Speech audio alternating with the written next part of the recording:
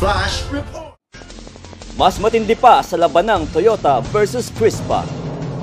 Mas mainit pa sa rivalry nila Nora at Vilma. Mas kapanapanabik sa Pacquiao versus Mayweather. Heroes versus Titans. Family face-off. Sino ang llamado? Sino ang nilalampaso? Sino ang lilipad? Sino ang lilipat? Narito ang latest face-off update. Team Ireland versus Team Austria. Ang umarangkada ay Team from Titans, Ireland. Team Barcelona versus Team Madrid. Magkapatid, magkaribal. Sigaw ng nangunguna, Viva Barcelona! Team London versus Team Monaco. Bagito laban sa veterano. Veterano, kinabog ng Bagito. London!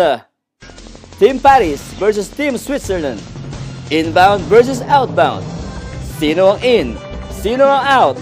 In na in ang Team Switzerland.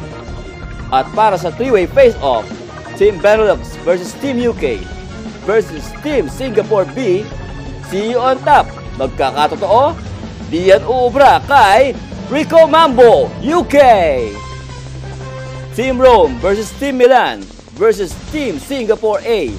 And the aga goes to... Teka, masyado pang maaga. Face off muna. At ang number 1 team, Milan. Team Titans, 3 points. Team Heroes, 3 points din.